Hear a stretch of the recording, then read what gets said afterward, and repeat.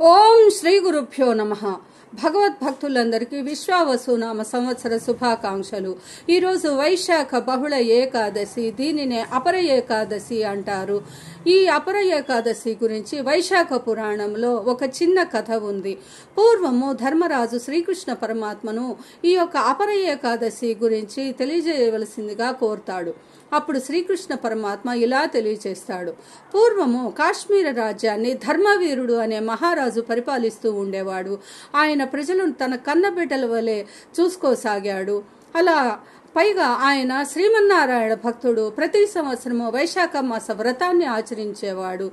అలాంటి వాడికి ఒక తమ్ముడు ఉన్నాడు. ఆ తమ్ముడికి రాజ్యకాంక్ష ఎక్కువై తన అన్నగారైన ఈ ధర్మవీరుణ్ణి చంపేసి ఒక అరణ్యానికి తీసుకువెళ్ళి ఒక రావి చెట్టు కింద పాతి పెడతాడు. ఇక ఆ యొక్క మహారాజుకి ఆత్మకు శాంతి కలగనందుకు పిశాచి రూపంలో ఆ రావి చెట్టు మీదనే ఉండేవాడు. అలా చాలా కాలం అయిన తర్వాత ఒక మహర్షి ఈ వైశాఖ స్నానార్థమై ఆ అరణ్యానికి దారిలో వెళ్తూ ఉండగా ఎండ తాపానికి తట్టుకోలేక ఆ రావి చెట్టు కింద కొంచెంసేపు విశ్రమిస్తాడు. అప్పుడు పైన చెట్టు మీద ఉన్నటువంటి పిశాచి రూపంలో ఉన్న మహారాజు ఆ ఋషిని నానా రకాలుగా వేధించసాగాడు. అప్పుడు ఆ ఋషి బిగ్గరగా నారాయణ మంత్రాన్ని పఠిస్తే ఆ నారాయణ మంత్రానికి ఆ పిశాచ రూపంలో ఉన్న మహారాజు భయపడి ఆ ఋషి యొక్క కాళ్ల మీద పడి, స్వామి, నాకు ఈ పిశాచ జన్మ నుండి విముక్తిని ప్రసాదించండి అని పరిపరి విధాల ఆ యొక్క మహర్షిని ప్రార్థిస్తాడు. అప్పుడు ఆ మహర్షి, ఓయి పిశాచమా, నీవు భయపడవలదు. రేపు రానున్నది ఈ వైశాఖ మాసంలోని అపర ఏకాదశి.